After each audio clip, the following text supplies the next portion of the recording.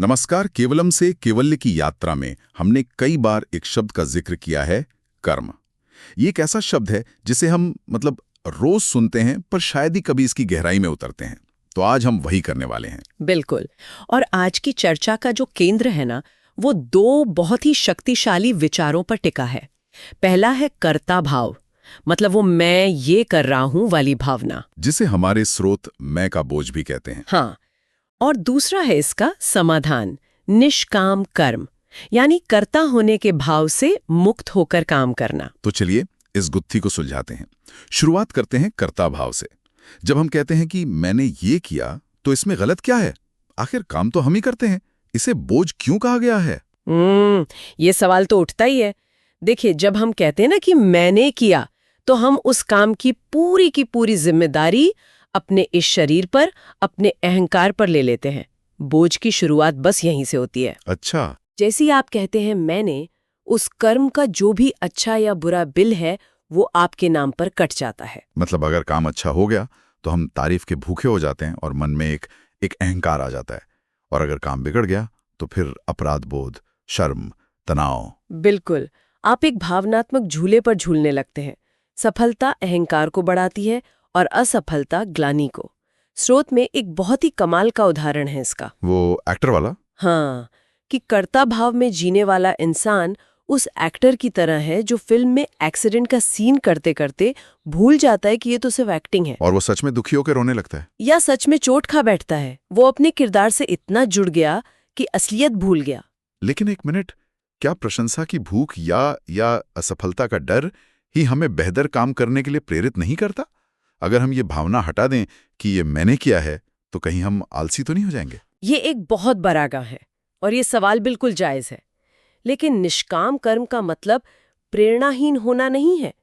इसका मतलब है प्रेरणा का जो स्रोत है उसे बदलना। अच्छा। अभी हमारी प्रेरणा का स्रोत अहंकार है। निष्काम कर्म में प्रेरणा का स्रोत कर्तव्य या ईश्वरीय इच्छा बन जाती है। आप काम इसलिए करते हैं क्योंकि वो किया जाना चाहिए अपनी पूरी क्षमता से, पर उसके नतीजे से अपनी पहचान नहीं जोड़ते। ठीक है, तो ये मैं का बोझ एक जाल है। हाँ, तो इससे निकलने का रास्ता क्या है? यहीं पर निष्काम कर्म आता है ना? बिल्कुल।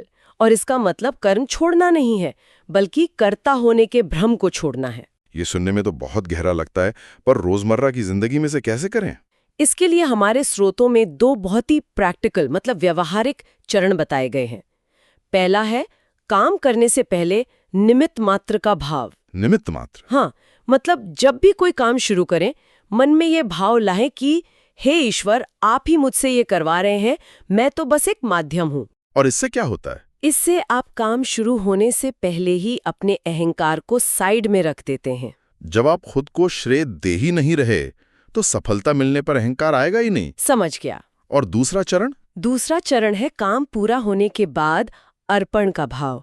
जब काम हो जाए तो उसका जो भी नतीजा हो, अच्छा या बुरा, उसे ईश्वर को समर्पित कर दें। मन में कहें, ये काम और इसका फल दोनों आपको अर्पण। तो इससे आप नतीजे से भी मुक्त हो जाते हैं। बिल्कुल। जब फल की चिंता ही नहीं है, तो असफलता का तनाव कैसे होगा? ये विचार बहुत सुंदर है, पर करना मुश्किल है। मान लीजिए मैंने किसी प्रोजेक्ट पर 6 महीने दिन रात मेहनत की और वो सफल हो गया, तो मन तो श्रेय लेना चाहता है। ये तो बहुत स्वाभाविक है, इससे कैसे लड़ें? आप सही कह रहे हैं। ये अभ्यास का विषय है, एक दिन में नहीं होता। यहाँ पर वो कलम वाला उदाहरण बहुत मदद करता है। सोचिए, एक कलम से कोई बहुत सुंदर कविता लिखी जाती है। क्या कलम को घमंड होता है कि मैंने कविता लिखी? नहीं, वो तो बस एक माध्यम है। बस शुरुआत में हमें ये भाव जबरदस्ती होश पूर्वक लाना पड़ता है, लेकिन धीरे धीरे अभ्यास से ये हमारा स्वभाव बन जाता है। अच्छा, पर जो लोग ईश्वर की अवधारणा में विश्वास नहीं करते, मतलब एक नास्तिक व्यक्ति के लिए ईश्वर को अर्पण का क्या मतलब होगा? बहुत अच्छा सवाल है। आप ईश्वर शब्द को प्रकृति या ब्रह्मांड या बस कर्तव्य की भावना से बदल सकते हैं। मनोवैज्ञानिक स्तर पर अर्पण का मतलब है नियंत्रण को छोड़ना, लेटिंग गो।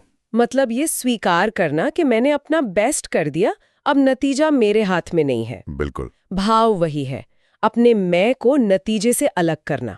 ये समझ में आता है। लेकिन अक्सर एक तर्क सुनने को मिलता है, खासकर युवाओं से, कि भाई ये सब अध्यात्म, पूजा पाठ, ये सब तो बुढ़ापे की बातें हैं, अभी तो करियर बनाना है, दुनिया देखनी है।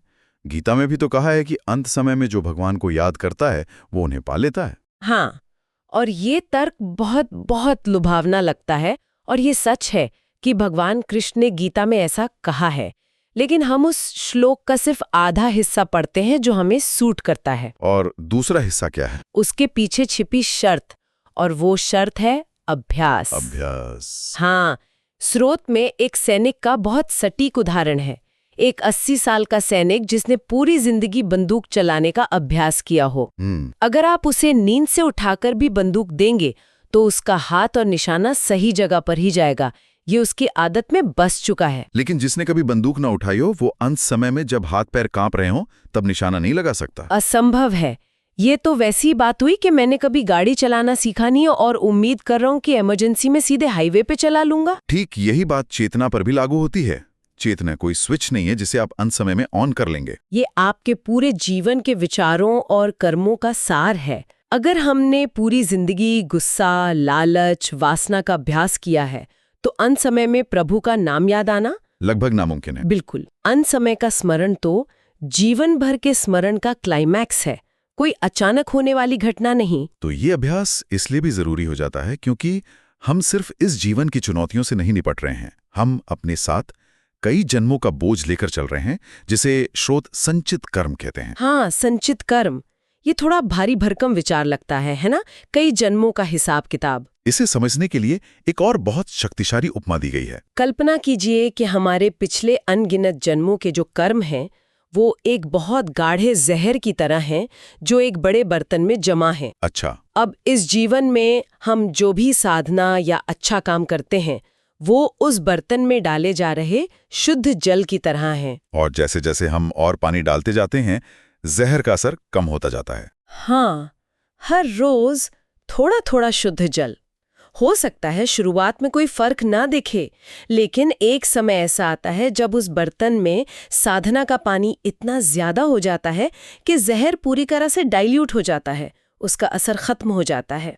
और इसीलिए शायद इस मानव जन्म को इतना बड़ा अवसर कहा गया है, क्योंकि हमें नहीं पता कि अगली स्क्रिप्ट क्या होगी। बिल्कुल, हो सकता है हम किसी ऐसी परिस्थिति में हो जहां ये अभ्यास मुमकिन ही ना हो, इसलिए अभी नहीं तो कभी नहीं वाली बात बहुत मायने रखती है। और इसी से जुड़ा एक और बहुत ही चौंकाने वाला विचार सामने आता है, वो ये कि हमारे जीवन में आने वाला हर व्यक्ति, हमारे माता पिता, दोस्त, हमारा बॉस, सब किसी न किसी पुराने कर्म के संबंध से ही हमारे जीवन में है। क्या? वो सब हमारे लिए एक परीक्षक, एक एग्जामिनर की भूमिका निभाने आए हैं। ये तो सोचने का एक बिल्कुल ही अलग नजरिया है। मतलब जिसे हम कठोर बॉस कहकर कोसते हैं, वो असल में हमारे धैर्य की परीक्षा लेने आया है। बिल्कुल। स्रोत कहता है कि ईश्वर ने ही अलग अलग वेश धरकर हमारे चारों ओर ये जाल बुना है। कोई बॉस बनकर आपके धैर्य की परीक्षा लेता है, तो कोई दोस्त बनकर आपके मोह की, कोई दुश्मन बनकर आपको माफ करना सिखाता है। तो इसका मतलब ये हुआ कि जब मेरा बॉस मुझ पर चिल्लाता है तो मेरा लक्ष्य उसे चुप कराना नहीं है। असली परीक्षा ये है कि मैं अपने अंदर उठने वाले गुस्से को कैसे संभालता हूँ। परीक्षा बाहरी नहीं, मेरी आंतरिक प्रतिक्रिया है। आपने इसके सार को पकड़ लिया है। जैसे ही आप इस नजरिए को अपनाते हैं ना, आप पीड़ित की भूमिका से निकलकर एक विद्यार्थी की भूमिका में आ जाते हैं। फिर सवाल ये नहीं रहता कि ये मेरे साथ ऐसा क्यों कर रहा है, सवाल ये हो जाता है कि ये परिस्थिति मुझे क्या सिखाने आई है। तब आप मुश्किल व्यक्ति को एक छिपा हुआ शिक्षक मानने लगते हैं। ठीक है, तो जीवन एक परीक्षा है और लोग परीक्षक हैं। इस पूरी परीक्षा में हमारा मार्गदर्शन कौन करता है? क्या हम अकेले हैं? नहीं, बिल्कुल नहीं। और यही सबसे खूबसूरत बात है। स्रोत के अनुसार ईश्वर का ही एक अंश, जिसे हम आत्मा कहते हैं, हमारे भीतर एक मौन मार्गदर्शक के रूप में हमेशा मौजूद है, एक इनर कंपस की तरह। हाँ, इसका काम ही हमारे मन, बुद्धि और चित्त का मार्गदर्शन करना है। यहाँ आपने 3 शब्द इस्तेमाल किए, मन, बुद्धि और चित्त। मन और बुद्धि तो ठीक है, पर ये चित्त क्या है? यह एक बहुत महत्वपूर्ण सवाल है। मन तो विचारों और भावनाओं का प्रवाह है जो चंचल रहता है। बुद्धि विश्लेषण करती है, सही गलत में भेद करती है। लेकिन चित्त, वो इन सबसे गहरा है। चित्त हमारे संस्कारों, हमारी आदतों, हमारे सभी जन्मों की यादों का भंडार है। अच्छा। जब हम कहते हैं ना कि मेरा मन नहीं लग रहा, तो असल में चित्त की गहराइयों से कोई पुरानी आदत या संस्कार मन को अपनी ओर खींच रहा होता है। तो समस्या तब होती है जब हम आत्मा की इस शांत आवाज को नहीं सुनते और चित्त की पुरानी आदतों के हिसाब से काम करते हैं। हाँ, जब कोई व्यक्ति आध्यात्मिक रूप से कमजोर होता है तो वो अपनी आत्मा की नहीं सुनता, वो अपने चित्त से पूछता है, अपनी पुरानी आदतों से, और उसी से अपने कामों पर मुहर लगवाता है। और ऐसा करके वो कर्म के बंधन में और गहरे फंसता चला जाता है। ये हमें वापस हमारी पहली चर्चा पर ले आता है, कर्ता भाव पर। बिल्कुल, आत्मा से मार्गदर्शन लेने पर निष्काम कर्म होता है और चित्त से मार्गदर्शन लेने पर कर्ता भाव मजबूत होता है। तो आज की इस पूरी चर्चा का सार ये है कि कर्म अपने आप में अच्छा या बुरा नहीं है, बल्कि कर्म करने के पीछे का जो भाव है वही सब कुछ तय करता है। बिल्कुल, मैं कर रहा हूं का बोझ हमें बांधता है और ईश्वर करवा रहा है का भाव हमें मुक्त करता है। और इस भाव को विकसित करने के लिए जीवन भर का अभ्यास चाहिए। बुढ़ापे का इंतजार करना एक बहुत बड़ा जुआ है।